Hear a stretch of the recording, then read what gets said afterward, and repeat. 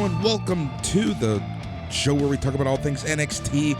We talk some NXT stateside, NXT UK, and we even level up sometimes. We're your hosts. I'm Boris, and as always, I'm joined by Matt. Bonjour. How's everybody doing out there? We hope you're doing well.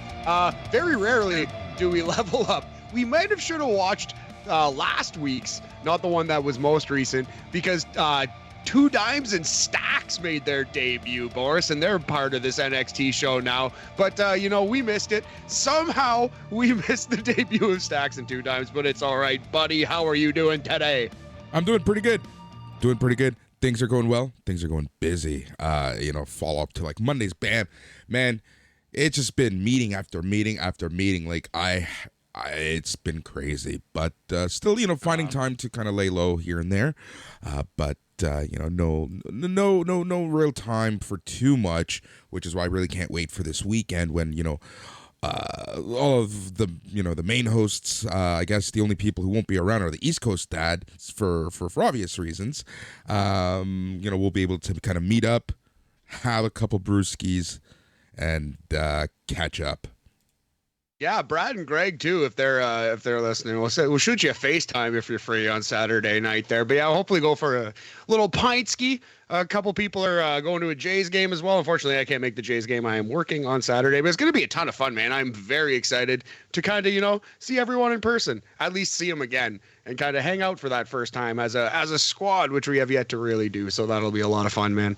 Exactly. Yeah, it's the first time because, really, rejoined in the middle of the pandemic. So it's like, there hasn't really been too much of an opportunity. With Mike kind of doing his road trip, it was the perfect time to kind of get things rolling. So that's what we're going to be doing. How are you, Matt? I'm very well, brother. Thank you for asking. Yeah, full of energy. As I sat down to do this podcast, I realized, though, I am starving. I ate like some toast at like 7 or 8 in the morning, and we're recording this at about 2 in the afternoon, and I haven't eaten yet again. So yeah, it's time for me to make something to eat after this podcast. But yeah, in good spirits. It's going to be empty stomach cardio on this show. I got some things to be fired up about. Yeah, awesome. So let's get to it. There's a little bit of news on the NXT side that I kind of want to chat with you about. And that one major one is, we've always talked about how bad we feel about some of these performers in regards to, it's trial by fire. You have to put yourself in their mindset. You get picked up by WWE, you get thrown into the performance center, you start learning how to wrestle, and then a few weeks later, you are thrown on national TV on NXT 2.0, and that's going to be a ton of pressure for these performers. But the good news is that, they get to perform in front of live crowds, off of TV, to kind of hone in on their skills, because live events are returning beginning in June. So that's really good news for the NXT brand. Yes, on the show today, they announced an 8-town tour of Florida. You couldn't call them cities, all of them, I'm imagining. It's more of an 8-town tour than an 8-city tour, but that's all right. What's important is getting experience in front of a live audience and not having to feel the pressure of television, just learning the job. Yeah, exactly. And I really hope that this does reflect on the in-ring. But, sometimes for me, the in-ring isn't so much of the issue with NXT 2.0. Last night's show, to me, proved that oftentimes it's the promos, the characters, and just the silliness of the scripts that make NXT 2.0 kind of, dare I say, the laughingstock of WWE's, various brands. Yeah, man. Yeah, so we watched the NBA draft lottery live last night, and then we started watching NXT at 8:30. And because my roommates were watching the draft lottery, we kind of all, as a house, watched NXT. And my two roommates, who are not really wrestling fans at all, one is kind of a casual wrestling fan, one just hates it and doesn't really have much time for it. They were laughing at the promos, openly laughing at them. This is terrible. B-C movie, the worst Sharknado acting, you know what I mean? But the in-ring, even the non-wrestling fan, I heard him a couple times go, wow. You know what I mean? Especially in the Wes Lee versus Nash, versus Nash Carter, Wes Lee versus Nathan Frazier match. Although they only went 3 or 4 minutes, man, was that a spectacular speedball versus speedball kind of 4 minutes, right? So I agree with you 100%. The in-ring can sometimes be pretty good, and it's totally dependent on who's in the ring. But the character, the promo, the structure of the show, oof, it can be a slog to get through. Yeah, exactly.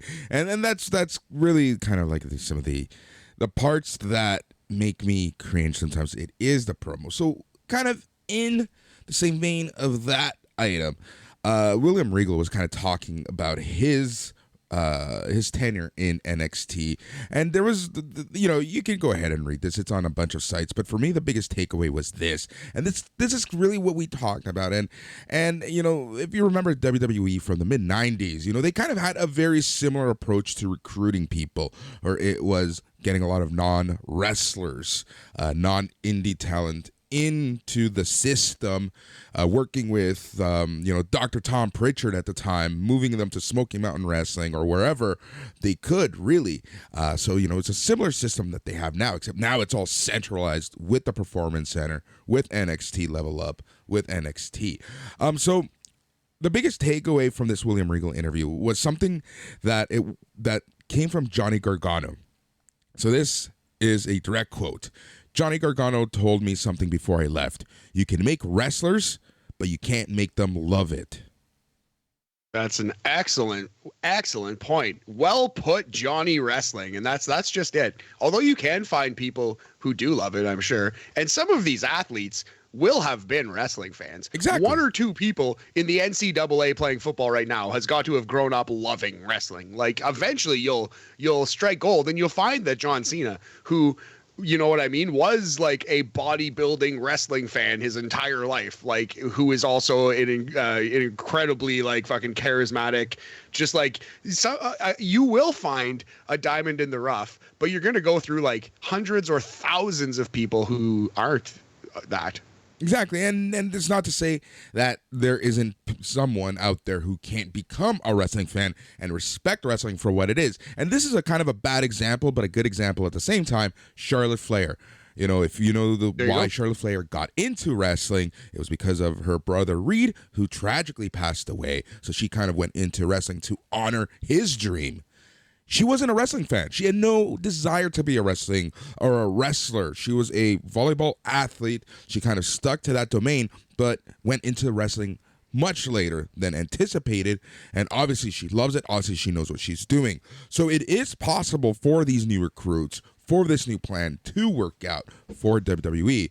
But yeah, that really stuck out for me in terms of a quote, just because, we're kind of seeing this right now with NXT 2.0.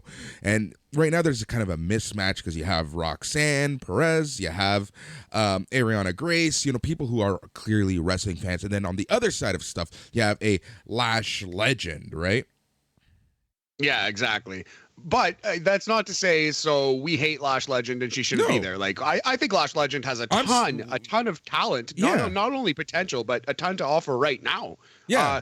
The only thing is she's just very obviously just wrestling her first 3 or 4 matches in front of our eyes, right? Like, that's the only problem, is that she's inexperienced in the ring. But you look at someone like, for example, like a Jade Cargill, who we all kind of disliked and thought was overpushed at the start. And now you'd be pretty hard pressed to find anyone who would like just outright dislike Jade Cargill or say like, she hasn't improved, at least, right? Like, she's clearly gotten a lot better. She's figuring out she's only going to continue to get better. So, I mean, like, hopefully there are more Braun Breakers out there. You know what I mean? Hopefully there are more Jade Cargills out there.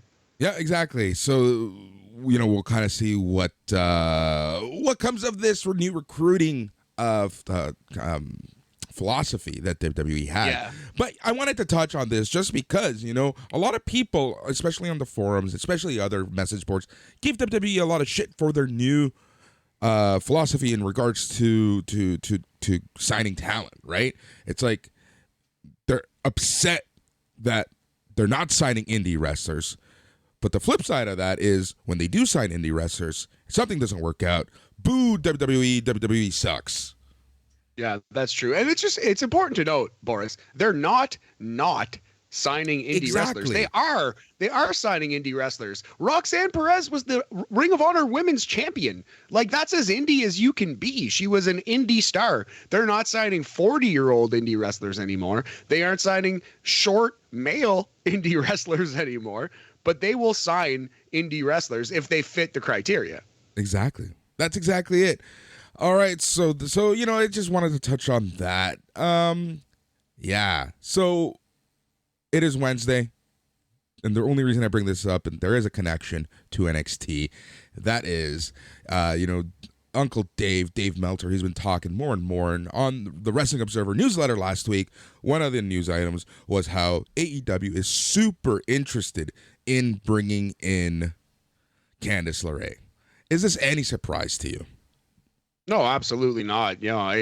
She was PWG mainstay when like the Young Bucks were there, and a lot of the AEW roster was there making their name in PWG. She was one of them. Yeah, I think Gargano and Candice LeRae, it's a matter of time before an AEW. And by the time you listen to this podcast, both may have debuted in AEW. Boris. Exactly. That's exactly it. Like, I'm convinced. I'm still skeptical on the timing of Candice LeRae. I'm not saying it's impossible, but, it's a crazy timing. More power to her. But I'm putting my money on the Garganos being the Jokers for the Owen Hart Foundation tournament. So on the radio, I guessed Gargano and Athena, the former Ember Moon, Johnny Gargano and Athena. I'm going to stick with that, but I heard a great call. Maki Ito, Boris, is back in the United States, if not now, very soon. And she's doing other things, I guess, other indie shows and such. But I think the Joker, the female Joker, might be Maki Ito. No, that would be really cool. That would be very, very cool. For if it was Maki Ito, she's got the following. She can make it'll be a nice little touch for AEW. Absolutely. Other than Britt Baker, Jade Cargill as well, but other than those two, they sometimes struggle to have like really strong personalities in the AEW women's division, and people love Maki Ito's personality, her character. It's like as strong as it gets. It's as strong as it could possibly be. So I think she's a huge addition to AEW. I think AEW should work really hard to sign her right away and push her. Yep, exactly. So that's awesome. All right, Matt. I think it's time for us to move on to chatting some NXT 2.0 and an excellent NXT UK show. Oh man, yeah. So the main event of the NXT UK show is the main event of this podcast. Stick around for that. It is a treat. But yeah, Boris, I think today we're gonna do the rare rating system du jour and actually reference NXT UK. We're going to carry it through the entire show because there was a dusty finish, Boris, on the NXT UK show. And anytime there's a dusty finish, we got to celebrate it. We got to shout it out, if you will, Boris. So dusty finishes out of 5 this week. Awesome. All right. So the show starts off. Carmelo Hayes and Trick Williams make their entrance. They cut a promo on the way to the ring to hype up Melo's match at In Your House. Dude, Trick Williams, Carmelo Hayes, bona fide future superstars or AEW Dark members. Rude, extremely rude every time you make that joke. Man, these guys are stars. The only thing that they're lacking right now is Trick Williams is just too new in the ring. Trick Williams is not ready to be on Raw or SmackDown every single week. It will not go so well. Give Trick Williams 6 months to a year, put these guys on Raw or SmackDown, and they could float one of those brands for the next 10 years. Yeah. These guys are great. They're great. And Carmelo Hayes is great in the ring. And Trick Williams is great on the microphone. So that's all you need. If they don't ever want Trick to wrestle, then he could just be pure manager and they can call him up right now. But the thing is, Trick is the bigger one. Trick is a good athlete. I do think they're going to want Trick Williams in that ring. Yep. Some would say it's a little tricky right now. Back out! All right, this leads us to Carmelo Hayes and Trick Williams versus Solo Sikoa and NXT North American Champion Cameron Grimes in a tag team match. So I think it is safe to say that they are really leaning towards a heel turn for Cameron Grimes. I think so. The crowd wasn't as against him this week as they were in previous weeks, but it does kind of seem like they were like, well, the crowd's turning on him. Screw it. Let's do it. So I think you're right. Yep. But this match was pretty straightforward. Nothing crazy really in terms of philosophy. The story that they were telling is that, you have a setup match moving forward into In Your House. So the real stars of the match were Carmelo Hayes and Cameron Grimes. But I kind of like that Solo Sikoa is still leaving his name there, right? Like he's still hanging over this division. Yep. Yeah, I really like that. I think the finish of this match gives away the finish of the NXT North American title match at In Your House, Boris. But I thought this was a strong match, very good. Trick Williams, not quite there, obviously the weakest wrestler in the ring, but he is figuring it out. Carmelo Hayes, all the way there. Really, really good. Cameron Grimes, we've already said it. Cameron Grimes, when motivated, might be the best wrestler on this entire roster. Yep. So Cameron Grimes catches Mello with the crossbody. Then Solo Sikoa tags himself in, and Grimes was going for a cave-in on Mello. Trick and Mello swarmed Solo with kicks. Hayes caught Grimes with a springboard lariat. Solo hit Mello with a hanging uranagi. Solo hit Mello with an Uso splash while Grimes hit Trick Williams with a cave-in. But it was Solo that picked up the pin on Mello for the win at 9 minutes 59 seconds. Solo Sikoa pins Carmelo Hayes, who rarely gets beat in NXT 2.0. So I think this is setting up classic WWE booking. Beat a guy immediately before he wins a title. I think Mello gets that North American title back, and then he has an instant challenger set up in Solo Sikoa. It's tricky to rock a rhyme with Cameron Grimes. It's tricky. But you just did. Sorry, I wanted to get that in like 5 minutes ago. I just had to do it. All right, but before you give the rating, Solo yanks the North American title away from the referee. He then hands it to Grimes. Grimes poses with the title to end the segment. So I'm really enjoying the work that these four are doing right now. Oh, 1,000%. Yeah, like Trick Williams, we've said it before. I don't want to belabor the point. On the microphone, though, this guy is an absolute star. Like when these guys came out to the ring doing the New Age Outlaws gimmick of cutting their own promo during the entrance, crowd was right into it. You can just tell these guys are stars in the making. So let's hope that they keep on this trajectory. 3 dusty finishes out of 5 for this one. Solid C in Canada. Yep. All right, almost screwed that one up. The hardest working reporter in all of professional wrestling, Mackenzie Mitchell, interviews the NXT Tag Team Champions. Love saying these names, and I'll say it again. Kit Wilson and Elton Prince. Kit Pretty Wilson. Kit, like the car from Knight Rider, Wilson, and Elton Prince. Kit Wilson, a.k.a. Mr. Feeney? I love it. But yeah, it's a perfectly fine promo. My slightly wrestling fan roommate was like, hey, so this is the new fashion police, isn't it? And I was like, oh, good eye, buddy. This is the new fashion police. Although the fashion police. If you remember, I called them the fashion police. That worked. You did, Boris. I do remember. So I was just shouting out the team here, buddy. But yeah, so the good promo. This is a WWE tag team through and through. Yeah, through and through. I think that this promo was it's good enough. Like, these guys are good on the mic. They're funny. I love how they always try to work their catchphrases into their promo, so that's always a nice little touch, but overall pretty good. Lash Legend comes out. We get a vignette for Taya Hall, who talked about her WWE Performance Center tryout. She talked about how she hasn't even graduated high school yet and will graduate next week, not because she's dumb, but because she's that young. Important distinction. Thank you for pointing that out. You got to take your notes, buddy. Got to talk that talk. That's good. It's good for you to point out. Next, we had a bad wrestling match. Yes.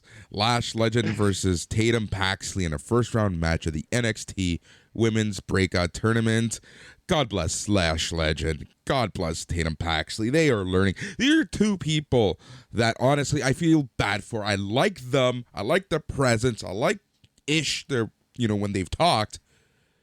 But they have a lot of work to do in ring, and hopefully when they get on the road, they're able to practice a little more in front of live audiences so that they can kind of dust off any any fear they have, anything that's going on. But yeah, it's the unfortunate part. It's the trial by fire. Yeah, man. Yeah, I've done a lot of stand up in my life. Well, a fair bit of stand up in my life. I've performed sketches.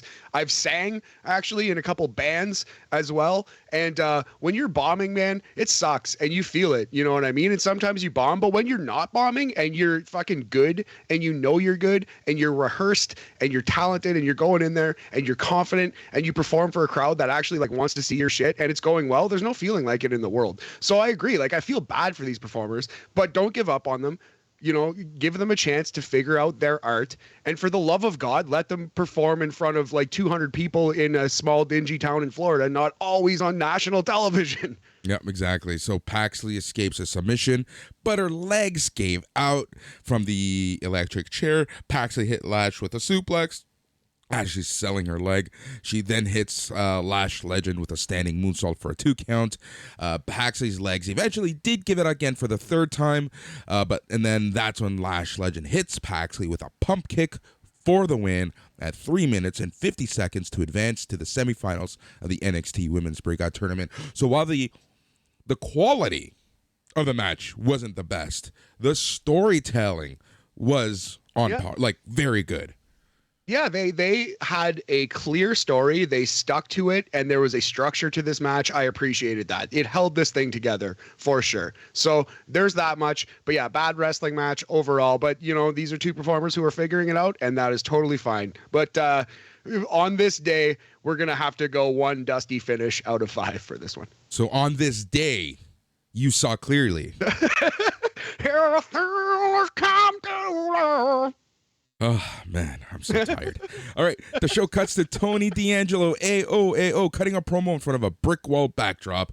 He was flanked by his goons. They cut a promo to hype up D'Angelo's match against the greatest luchador in professional wrestling right now, better than Andrade, Santos Escobar. Better than Hijo del Vikingo? Better than all these guys. Better than Ray Phoenix. I can't even say that with a straight face. Because I think Ray Phoenix is the best luchador in the world. Period. Phoenix number 1. Do you have Santos ahead of Vikingo? Would that be your podium right now? 1, 2, 3? I would say Vikingo's number 2. And then you legit Santos 3 though? I legitimately do think Santos Escobar is number 3. Perfect. I can buy it, man. He's very talented. A hell of a promo too. That's the thing people don't give him credit for. He's a really good promo guy. Yep. All right, we get a promo for Clash at the Castle in Cardiff, Wales. I'm really looking forward to that show. Yeah, for sure. For sure. I am too, man. I'm wondering though, buddy, your theory that you've said before, Cody Rhodes wins the WWE title on July 4th, on Monday Night Raw, adrenaline in my soul, shkibidi boppity badoo-do. Here's my theory. Drew McIntyre beats Roman Reigns for the WWE title in fucking Cardiff, Wales. That's what's happening. You know what? Honestly, either of those, we'll Barry Horowitz ourselves. Yeah, definitely. But yeah, that's my official prediction. You heard it here first. Well, you probably thought of it before. It's pretty obvious. But Drew McIntyre is winning that title at that pay-per-view in that castle. Both scenarios are brilliant, especially because the American, you know, because we said them. Yes.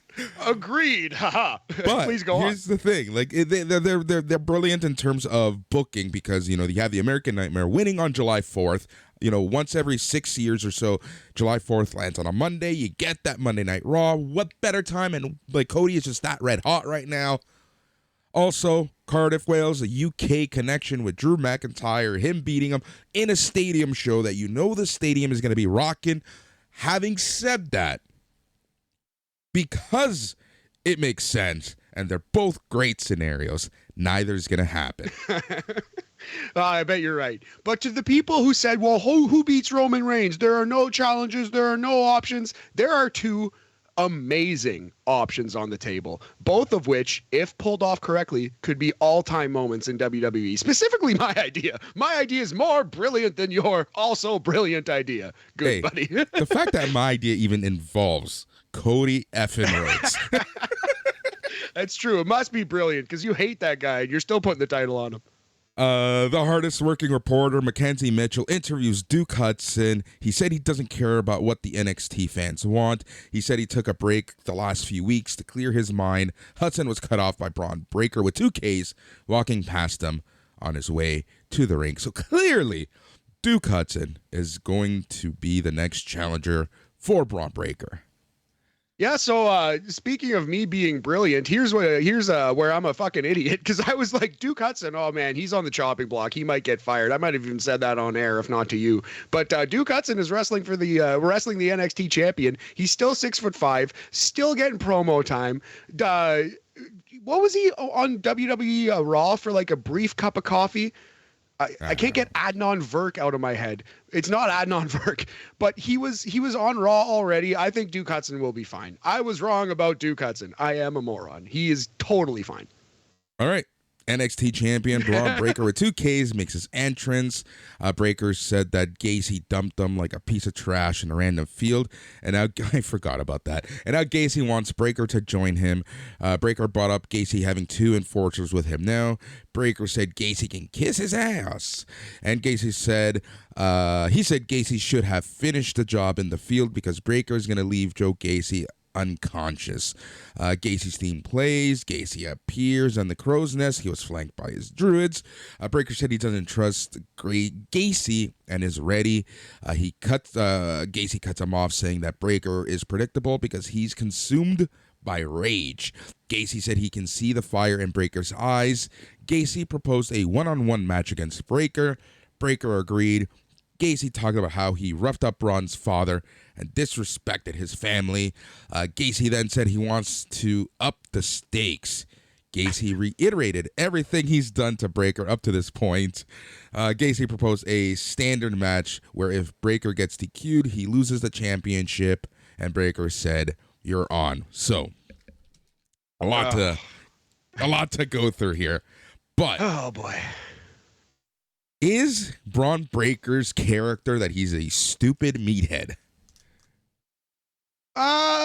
Well, see, it's coming across that way, but no, he's supposed to be like, meathead is too strong, stupid is way too strong, although that's exactly what we're watching. He is a stupid meathead, but no, he's supposed to be John Cena. That's exactly what he's supposed to be. He's supposed to be like unfazed to a degree. And you can't get under his skin because he's so tough. But I guess he's worked so hard, so you're finally under my skin now. Now I'm here, kind of thing. Right. So to quote a great movie from the late '90s, Galaxy Quest: never give up, never surrender. Exactly right. Man, so it's just because a story is logical doesn't mean it's good, right? Like all the beats of this, if you write them out on paper, kind of makes sense. Like Joe Gacy fucks with Bron Breakker to such a degree, such an annoying, such a traumatic degree that Breakker wants to kill this guy, and then Gacy manipulates him into this disqualification thing. Gacy might even win the title on this, but at least there's some intrigue, right? Yeah. But so we had the dumbest stories we've seen on 2.0 arguably for the last month, building up to a match where the stipulation is DQ changes the title on a brand where we see kidnappings like every week, every second week. We see attempted murder sometimes. Joe Gacy attempted to murder his opponent in your house. He pushed him off a ledge. You know what I mean? Like, man, it's just the absolute bottom of the barrel storytelling. I feel bad for these performers. Oh, I feel bad because they're trying their hardest, and you can tell that they are. And kudos to Breakker and Gacy, right? We're not crapping on them. We're crapping on what's given to them. Here's the thing. I've talked to some people offline, and they're like, oh, the characters are too different. This doesn't make sense.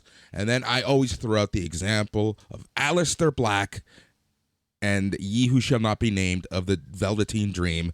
That feud worked. You had that dark and mysterious character versus someone a little more in your face, and that just worked. Yes, they were both excellent performers, and the standards were different, but it is possible to get two very different characters in a story that just works.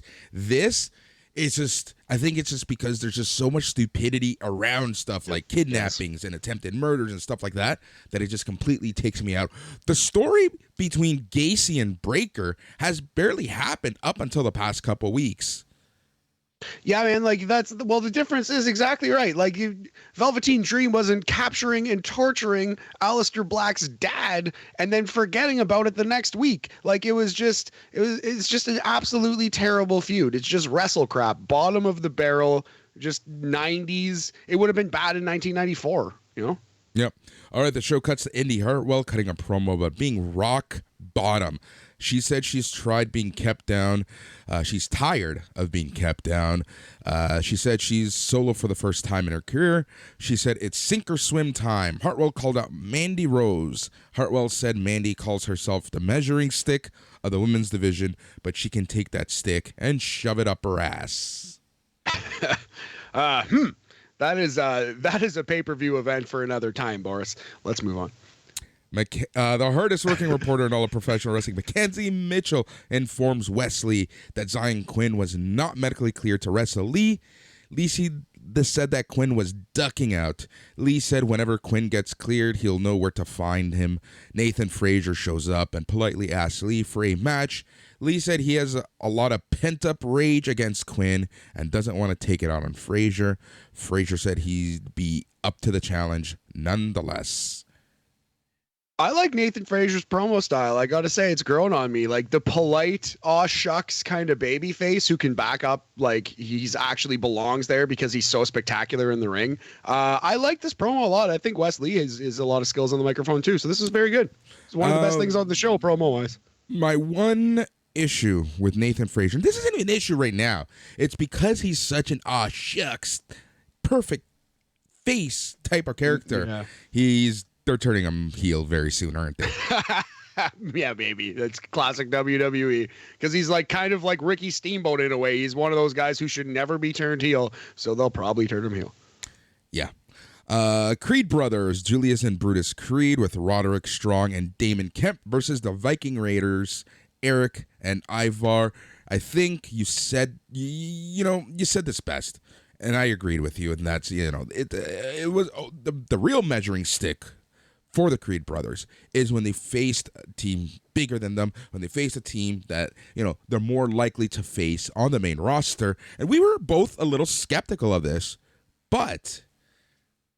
Yeah, man, absolutely. So, because all they've been doing is throwing around guys who are 50 to 100 pounds lighter than them, and that's not what they're going to be doing on Monday Night Raw or SmackDown. So they got in the ring with one WWE style team twice, and they had their two best matches of their career. I think this was as good or better than the previous match, and it was a really, really strong showing for the Creed brothers. Very encouraging. These guys obviously have a very bright future. They're figuring it out quickly. Very quickly. The Creeds and Vikings were staggering to their feet after a lot of back and forth. They had a slugfest right in the middle of the ring. They took each other out with punches and strikes. Damon Kemp distracted the referee. Julius shoved Roderick Strong away when Strong tried to interfere.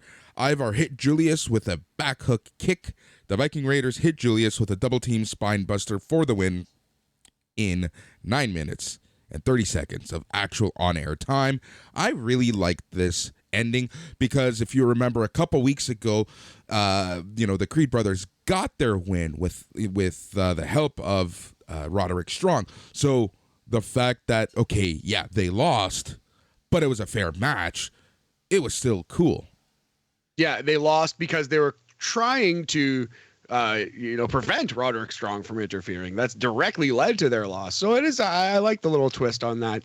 Two good matches, man. Like I said, much like the previous, we're going to go 3 3/4 dusty finishes, 75% B+, and it could be great on a takeover if those still existed, which they don't. Yep. The Creeds were arguing with Strong. Damon Kemp kept trying to play peacemaker. So I look at Diamond Mine. Is Damon Kemp the Rock to Roderick Strong's Farouk? Oh, well put. Yes, for sure. Big time. Yep. All right. Santos Escobar was standing with Legado del Fantasma. Escobar hyped up his match against Tony D'Angelo, AOAO Gabagool. Escobar noted that he's going to leave Legado in the back. Cruz del Toro demanded that he'd be at ringside to avenge his kidnapping. Oh my God, what are we doing with our lives? The fact, so we always make fun of the fact that they just forget about stuff, but I think it's even worse when they bring it up. It's worse when they remember, yeah, sometimes. When they're not going to treat these things like a big deal, when they're just throwaway backstage promo things, like, yeah, it comes across as incredibly fucking stupid, yes. Yep, Escobar brought up how he always talks about never letting emotions get in the way of business. Escobar said that Wild and Del Toro know exactly what to do to help. Oh, that can mean so many things on this brand. Good heavens. Exactly.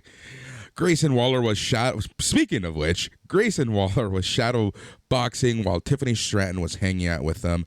Stratton wanted Waller to take care of Andre Chase.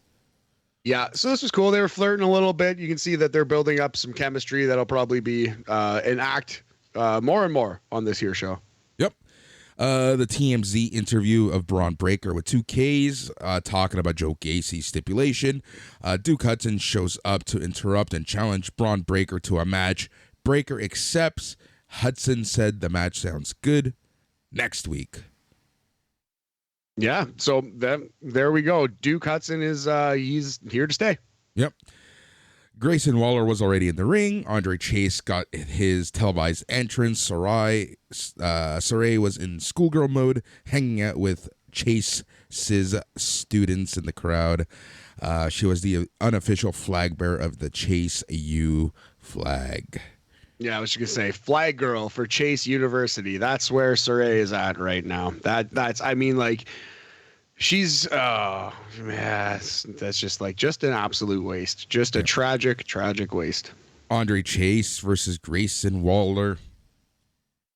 Perfectly fine. Your basic average WWE match. Like, it wasn't really that good in the ring, but honestly, the lively crowd, and Grayson Waller's improving charm and charisma and timing. I thought the timing on the finish, if nothing else, had to bust this above average level. But yeah, this was every WWE match you've ever seen. Yep. So Chase gets a X-handle strike and an atomic drop. Chase hits Waller with his signature Chase U kicks. Chase dumps Waller to ringside, but accidentally on top of Hayward. This distracted Chase enough for Waller to nail Chase with his rolling stunner finisher and the win in 4 minutes, 10 seconds. Yeah, and the way they did that, like, Andre Chase out of the ring, he steps back into the ring and walks right into the dive roll stunner. I thought that was really good. The finish was very, very good. But yeah, pretty much an average match. 2.5 dusty finishes out of 5 for this one. Yep. Gigi Dolan and JC Jane were watching Katana Chance and Kaden Carter trash talk about them on YouTube. Mandy Rose showed up. They talked about Chance, Carter, and Hartwell talking trash about them together. Dolan said there needs to be more respect put on Toxic Attraction's name. Rose said that that's going to start with Indy Hartwell. Not as bad as it has been.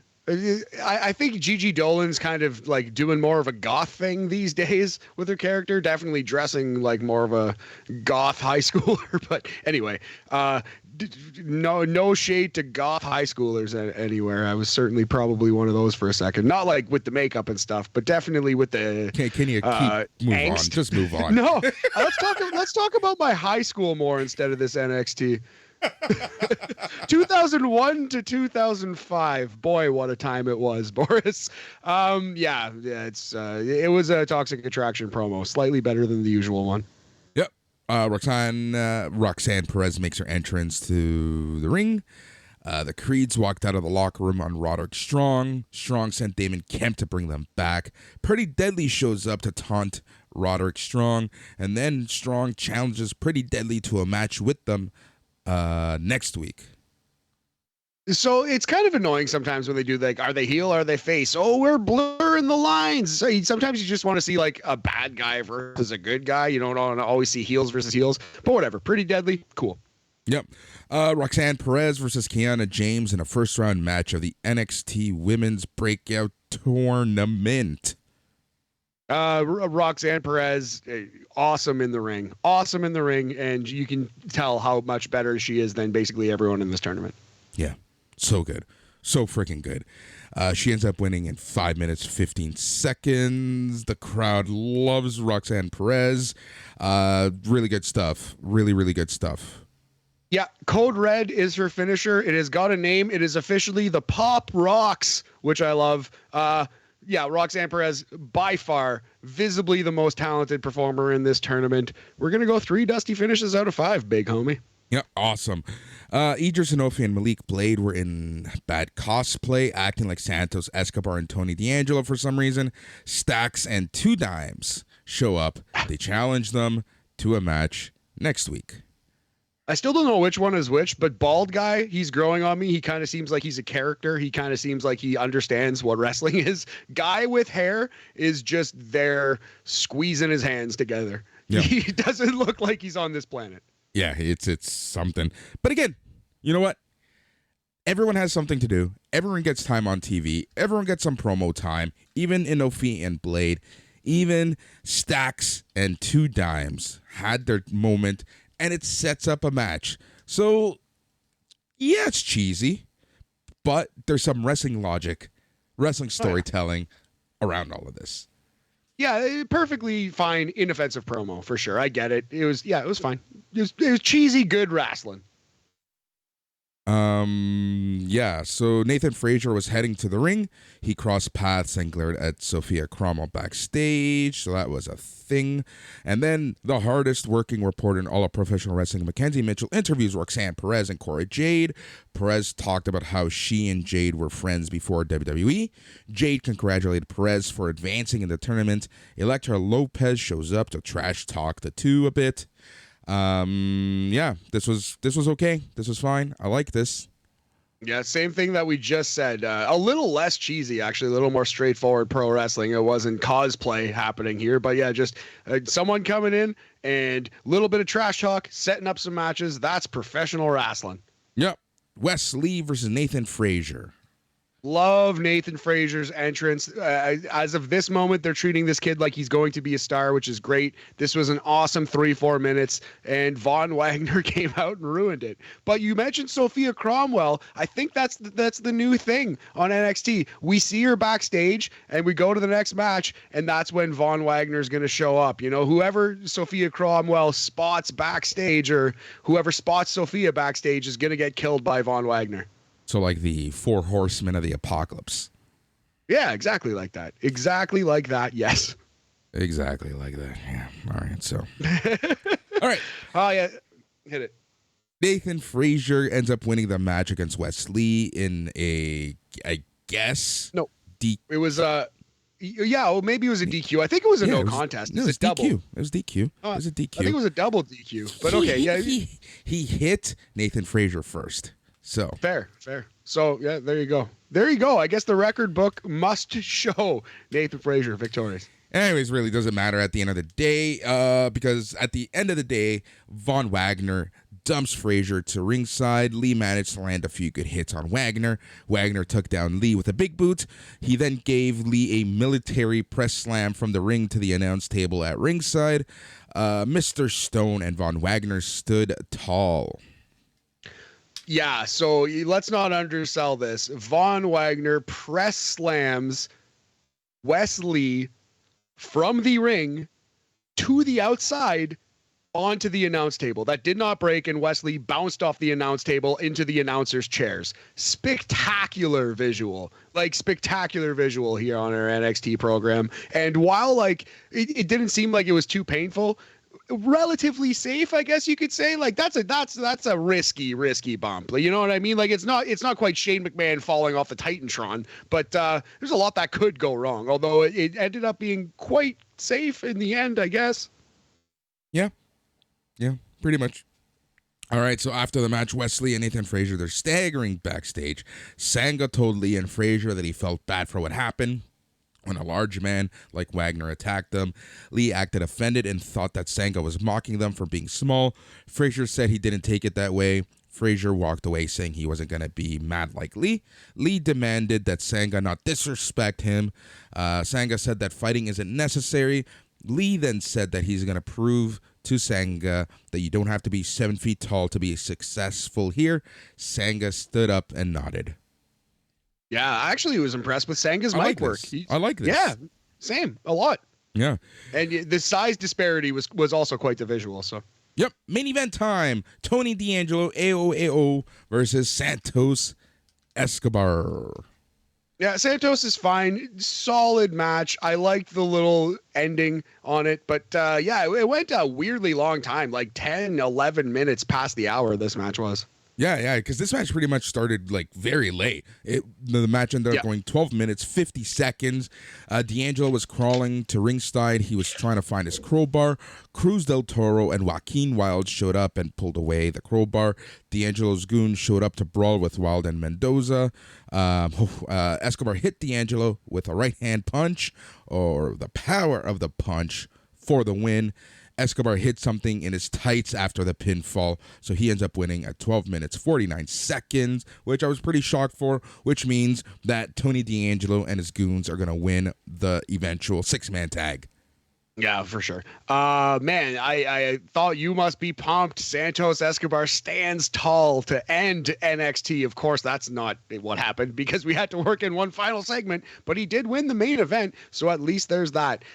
There was one spot I want to highlight. Absolutely incredible. Frankensteiner, Hurricane Rana off the top rope, both standing on the top rope. Santos delivers the Hurricane Rana to Tony D'Angelo, of course. But I thought, yeah, both guys, incredible, agile maneuver. That was crazy stuff.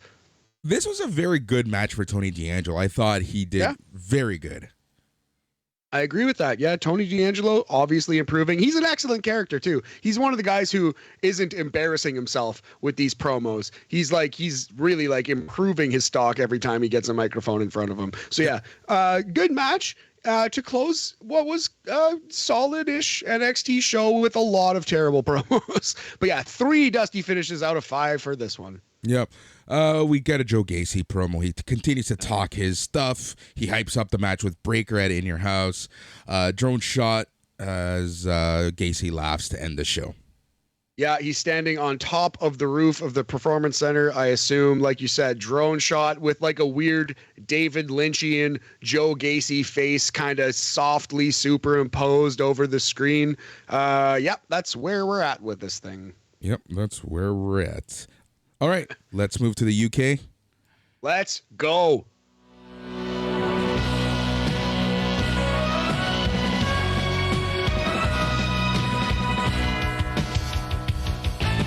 And this week, so it's kind of funny because I think last week was one of the first times that we ever said that NXT 2.0 was better than NXT UK.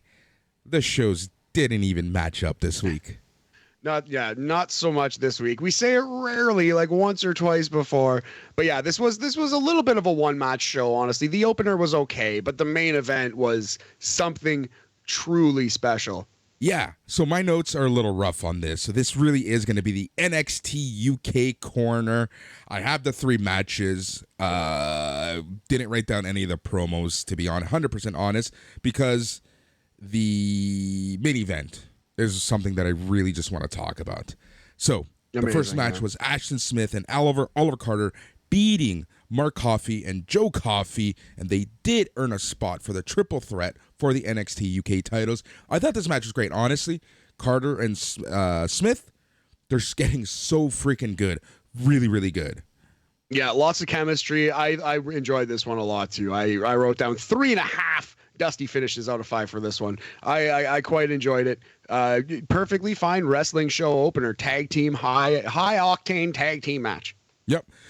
We then went to Ivy Nile versus Nina Samuels. Yes, yeah. So this was a showcase for Ivy Nile. I like the way she's doing her finisher now. So her finisher is the Dragon Sleeper, but she starts it on the top rope. She locks in a Dragon Sleeper while seated on the top rope, turns that into the Diamond Dust, the old flipping stunner thing off the top, holds it, and then turns that back into the Dragon Sleeper for the submission. So I quite like this. Again, a showcase for Ivy Nile. Yep. All right. So there was an A-Kid promo at some point in this show. He basically wants a rematch against Charlie Dempsey, but this time, and I got a chubby for this, under Heritage Cup rules. You and me both, big homie. A-Kid versus Charlie Dempsey in Heritage Cup rules. I haven't even seen it yet, and I can tell you that match will probably be on our 122 of 2022 list. That's exactly way up my alley. Yep. Mastiff and Stars are still kind of trying to fight Dempsey and D Familia, which is, that's a whole thing going on. Lash Legend kind of got in Emilia McKenzie's face, so I guess that's going to be a match at some point. Yeah, it seems like Lash Legend is going to squash Emilia McKenzie. I did kind of laugh at Dave Mastiff and Jack Stars' promo because D Familia have been doing these like super serious, crazy, well-produced, mafia-style kind of promos, right? Just like, it seemed trying to be like that HBO prestige television show. And Dave Mastiff and Jack Stars filmed one where they're making fun of that. And it was filmed like on an ECW style VHS cam. It looked like absolute shit. It was filmed on the worst phone I've ever seen. But yeah, I just wanted to highlight that. I actually laughed at that. I thought it was pretty good. Damon Kemp actually had something really funny. He says he didn't come to England to meet the Queen, drink tea, or eat crumpets. He basically wants Shaw Samuels. Of all people, but sure, let's do it. Yeah, exactly. It's kind of funny there. All right, and this leads us into Ilya Dragunov, your NXT UK champion, versus Jordan Devlin in a loser leaves NXT UK match. Let's fucking go. Boris, I watch a lot of wrestling for this podcast. I love wrestling. I do it on my own, you know what I mean? Maybe not as much as I do, but I've seen a lot of wrestling matches this year. This is a top 5 match of the year. Top 5, no lower. This match was goddamn incredible. This match was so good. This match was insane. Like, how dare you? How dare you not love Jordan Devlin from day one? Oh, man, yeah, I was not a Jordan Devlin fan, but he's won me over. Dude is really good. This was an excellent professional wrestling match. I don't know, I don't know how you can really nitpick it. Just hard hitting, hard fought, busting out incredible moves that you haven't seen before. I think this has to be, Boris, the first Brainbustahhhh in WWE history. The old El Generico Brainbuster on top of the top turnbuckle, and then shit can your opponent to the outside of the ring. We saw that in a WWE match. Maybe the most dangerous move in all of wrestling, next to the Vertebreaker. Oh, yeah, 100%. Oh, man, that Vertebreaker. Every time I saw it, even as a teenager, I knew that was dangerous as fuck. Yes, absolutely, man. But yeah, over 15 minutes. I believe it went 16, 17 minutes. I didn't time it, but just an incredible, great match. Also, Ilya's neck. He's up there with the Kota Ibushi, Will Ospreay school of trying to break their own necks. Because how many times did Devlin just punch the shit out of the back of his neck? He was like, the story of the match was that he was working Dragunov's neck, and had Dragunov not had as strong a neck as he does, the match would have been over and possibly Dragunov's career. But yeah, man, you're completely right. Like, in real life, he took a lot of licks directly on the back of the neck. Yeah, he was punching the back of Ilya's head and neck. He plants Devlin with a superplex before going for the cover. Devlin kicks out. Ilya goes for a spear, but Devlin ducks. He then goes face first into the middle turnbuckle. Now, this is when things get really interesting and tasty. Devlin hits his back body drop finisher, gets the 1, the 2, the 3, and we have a new NXT UK champion. Ilya Dragunov is gone, but wait, his foot was under the rope. So Devlin is celebrating with the title. That's when Johnny Saint comes down with another official, and he orders the match to be restarted. The referee takes the title from Devlin, calls for the bell. This one is back underway. Then Ilya wallops Devlin with an uppercut, just completely annihilates his neck and face. Right as the bell sounds, Devlin plants Ilya with a destroyer and a brain buster that goes for the cover, but Ilya kicks out at 2.5. Devlin goes up the top and dives down with a 450 splash, but Ilya slides out. He cracks Devlin with a sliding form to the back of the head. Devlin with a headbutt. Then Ilya hits a German suplex, the torpedo, goes for the cover, gets the 3 count. Your winner, Ilya Dragunov. Jordan Devlin sent packing to Raw. Or SmackDown, or AEW Dark, as you always say. Man. I wouldn't say that, man. Yeah, he's a superstar. He's going to be on Dynamite every single week. Woo! That's funny. I was going to say, I'm certain you've said that in this podcast, but okay, I know what you mean. You wouldn't say that about him. Man, when you're debating, was this like 4.5 or 5 stars? Was this one of the best matches I've ever seen on TV? Was this perfect or simply an all-time classic? You know, you've just seen something special. You know what I mean? And I don't want to be too deep in the bubble with this. I just want to appreciate the incredible work of these two fine athletes. They risked their fucking necks literally to entertain us, and we appreciate your work, Jordan Devlin and Ilya Dragunov. A masterpiece, a clinic, 4.5 dusty finishes out of 5 minimum. It could even be 5. I will watch it again one day. On the list, we'll shore it down, but right now 4.5 out of 5. I think 90% all-time classic. Classic. All-time classic. This match was so good, and the ending, just because Devlin played it off so well with his win, and he's happy.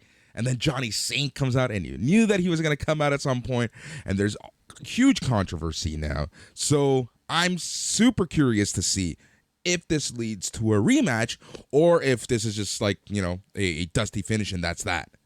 Yeah, no, I think he's called up to NXT 2.0, called up in, quotations, finger quotes, because it's at best a sideways move. In fact, it's a severe downward move. But so Jordan Devlin goes to 2.0, and he has a thing to bitch about. I know I lost a loser leaves town match, but I didn't really lose it. I won it, and they fucked me over because they wanted me out of that brand, and they're fucking snakes and they're scum. But no, that's what's going to happen, in my opinion. Exactly. So that was NXT UK. It's just such an amazing show with an all-time classic main event. If there's one match you're going to watch from WWE from all of last week, and I'm including Backlash, it is NXT UK's main event of Ilya Dragunov versus Jordan Devlin for the NXT UK Championship in a loser leaves NXT UK match. I think you're right. I thought Charlotte versus Ronda, I Quit, was excellent as well. But this match smokes it. Honestly, smokes it. This match was great. Just great. Yep. All right. So that is the show, Matt. I think it's time for you to catch some eats. It's me to catch some Z's. And we're going to be coming at you with BAM. Again, there's some debate, some talk on what day BAM is best. Let us know if you like it on Friday or Monday. We're going to decide this week what we're going to do with the show. And that's when we're going to be back. Tons of stuff coming. I think we're going to have another patron on the Rampage Ramble. So again, if you want to be a part of Rampage Ramble, if you want to be a part of this show even, if you want to be a part of BAM, you should have seen my face. I'm sorry. God bless you if you do want to be part of this show, but we will have you on. We will. Yep. Just let us know. Send one of us a DM, and we're going to make it happen, because this entire network is for all of us, because wrestling is for all of us, and we all love wrestling. That's it. Let's call her a day. He's Matt. I'm Boris. Until next time, everyone, stay tranquilo. Watch Dragunov versus Devlin. Loser leaves town. Yeah.